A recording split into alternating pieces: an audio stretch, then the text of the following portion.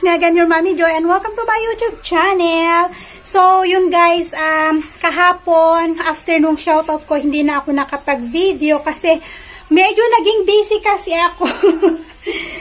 Inasikaso ko yung garden ko guys. Hindi na kasi ako makatis na hindi asikasuhin yung garden. Kasi nga medyo ano na siya, may mga damo-damo ba na tumutubo na. Ayan. So, ang ginawa ko kahapon, instead na mag-video sana ako, sabi ko wag na. Asikasuhin ko na lang muna yung mga garden ko. So, kung nakikita nyo, ayan, transfer ko siya dito sa may harapan. So, ayan guys, yung mga nakalagay sa lata, transfer ko siya dito. Tapos, nilinisan ko siya ng konti kasi ang dami ng damo niyan. Hindi ko na talaga siya matiis. Tapos, ayun, nagdilig na rin ako. Pinagtatanggal ko yung mga damo dito. Ayan. Yung yellow, hindi pa namukadkad. Mamaya pa yan mamumukadkad. Tapos, itong mga pink naman, ayan. And yung zinya ko, inilipat ko din yung zinya ko doon. Inihilera ko siyang ganyan. And ang marigold ko, may bulaklak na. Ayan. Ang daming bulaklak nito, oh. Ayan, ang dami niyang bulaklak. Ito din, madaming bulaklak. So, magagamit namin to sa tihar. Yung bulaklak niyan. Gagawing necklace. So,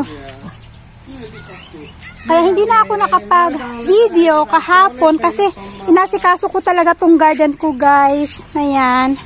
Dilig-dilig na rin. Yan, bibili si Asis ng mushroom. How much? One pack?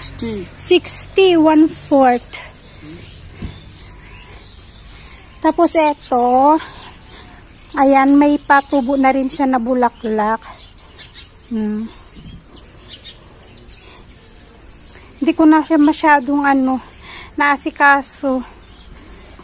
Sabi ko nga kasi sa wedding, magtatayo ng tent dito sa harap ng bahay. Ayan. So sabi ko sana wag nilang gagalawin yung mga halaman. Kasi kapag may mga pupuntang mga tao dito, maapak-apakan nila yung mga halaman ko. Kaya sabi ko kay Asis, baka pwede na naman, yung wag bang aapakan naman sa wedding. Para hindi masira yung mga halaman ba. Yan. So, kaya wala akong video guys kahapon kasi inasikaso ko talaga siya. Ayan. Ang marigold. Natutuwa talaga ako sa marigold. Tingnan nyo, ang dami niyang bulaklak. Lahat meron. Lahat ng sanga niya meron. Nakakatuwa. Maganda to pag namukadkad na siya. Grabe talaga pag namukadkad na. 4 sila 1, 2, 3, 4. Yan, inayos ko. Maganda siya kapag talaga nakalagay sa container. Kasi pwede mo siyang i-move. Kapag ayaw mo na dun sa pwesto niya kasi natatakpan. Kasi mataas nga yung marigold guys. Kung nakikita nyo mataas yung marigold. Ayan. Natatakpan siya doon. Buti na lang talaga naglagay ako sa lata. At least na i-move ko siya. Na ililipat ko. Kung saan ko pwesto ilagay. Ito din. Tuloy-tuloy ang bulaklak nito. Yung white flower. Tuloy-tuloy. Yan. Yun o, nag-start ng mamukadkad yung yellow. Start na siyang mamukadkad. Pero yung pink talaga, ang aga-aga na mamukadkad na siya. So far yan guys, yung nagawa ko kahapon. Sana lang talaga hindi tumagalaw sa wedding. Ay naku, sayang talaga, maapak-apakan nila to.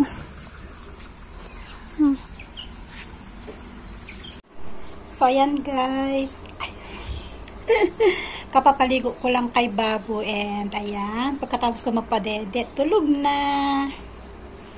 Aga-aga kasi nagising. Nagising siya 5 o'clock. Ayan, so. Tulog-tulog ang baby and ngayon nakapatulog na ang bata. Next naman ay laundry time. Ayan, maglalaba ako guys kasi madami kaming damit. Nung nakaraan na naglaba ako, brand out. Walang electricity. So ngayon sana lang talaga hindi mag-run out para maisalang ko yung aming mga damit. Kasi medyo magandang panahon ngayon, maaraw, madaling makapagpating. So, balikan ko ulit kayo mamaya, guys. So, ayan guys, today, kukulayan natin ng buhok si Ama.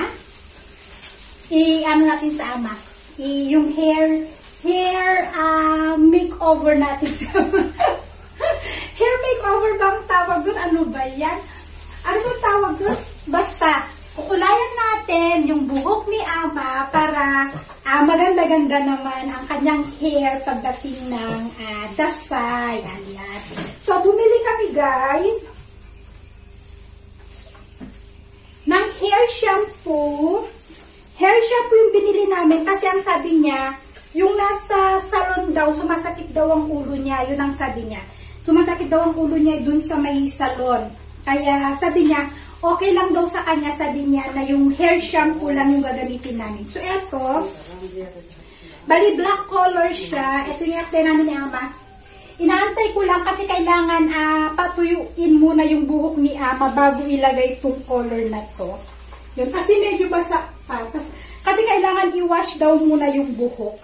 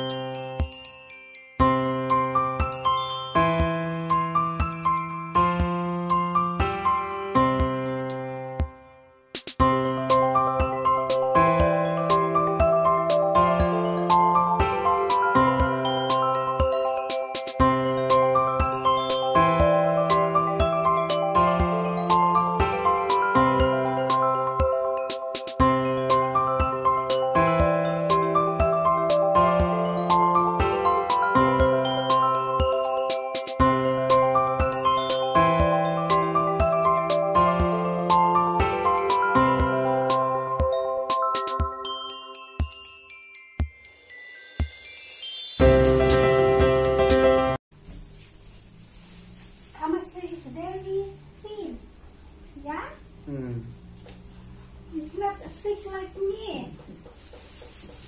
But it's very easy to color. Alright. Mami, here anak ko. Come. You give the food of Bubble? No.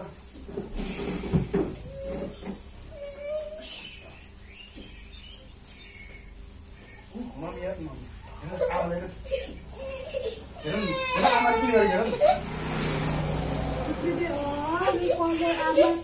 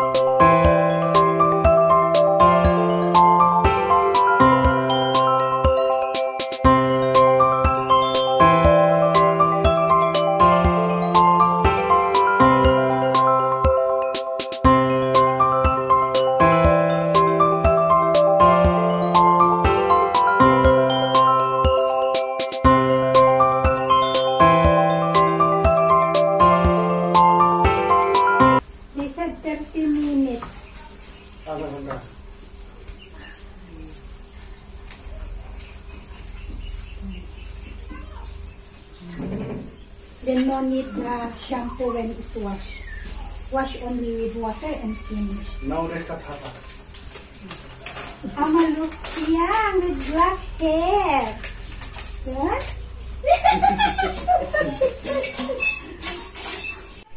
So, ayan guys, nag-start na silang i-gather lahat yung hinarvest. Ayan. Tama ba yung sinabi ko? Ayan. O, itatambak na nila yun sa gitna para i-tracer na. And dahil 2:45 na dito, magmimerienda muna sila. So, ayan guys, ito na yung hair ni Ama, oh. Oh, diba? Black eye, blurred. Yan. Wala nang white hair si Ama. Ano na? Black na lahat. So, ayan guys, katapos lang magmerienda and balik work ulit. Kailangan iipunin na lahat yung mga na-harvest doon and itatambak nga dyan para baka bukas or kapag may available na tracer, yan, magpapatracer na rin sila. So, nandito din kami ni Babu para makapaglakad-lakad din siya.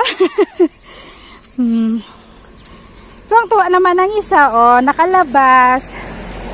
Diba? So, sana wag umulan kasi medyo makulimlim.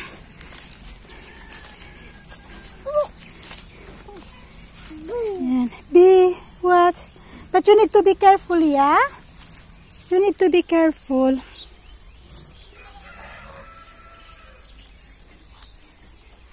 Okay, let's go. Let's go see them gather all the rice there. Oh, you need to be careful, yeah? Slowly, anak ko, slowly.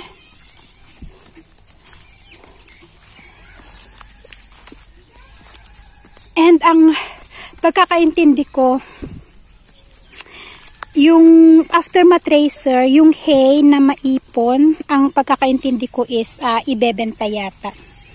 Although nabanggit ko na siya guys sa mga vlog ko na mahal ang bentahan nung hay. So, ibebenta nila yan since wala naman kaming cow or wala naman kaming karabaw na kakain. So, ibebenta siya sa mga may cow or karabaw. Parang stocks ng food nila. Anak ko, not there, Not there, bebe. So, ganito yung gagawin. Pa-square. So, ganito yung ginagawa. Pa-square siya. Dun.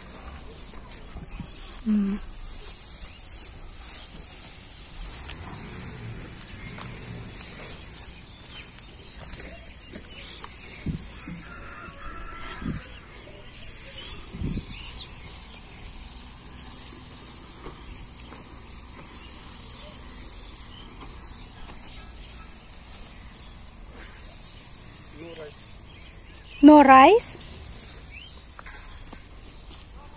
Parang lugi yata kami ulita. Kasi yung last harvest, kung natatanda nyo guys, medyo lugi kami kasi maraming natapon. Halos kalahati tapon. Walang laman. Impis. Then ngayon, hindi namin alam. No anak ko, look! There's some vegetables here. Danya. Parsley. Ay, no, coriander pala. Coriander. Yung tanim dito. May tanim sila.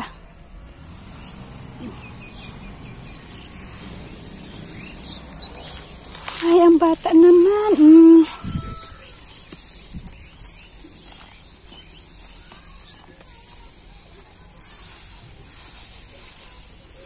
Be careful, be.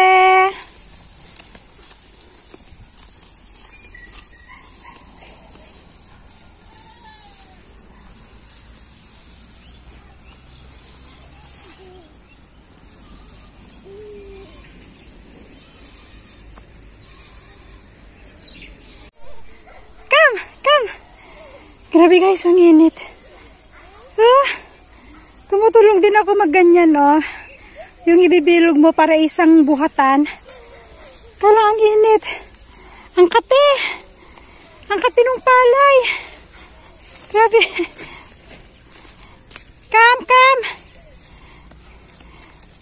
patay. Oh, hanluwang ng kanyang lalakaran.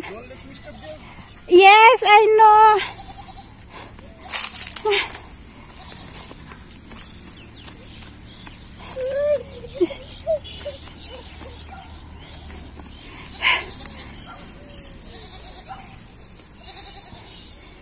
So, rest muna ako habang binabantayan si Babo.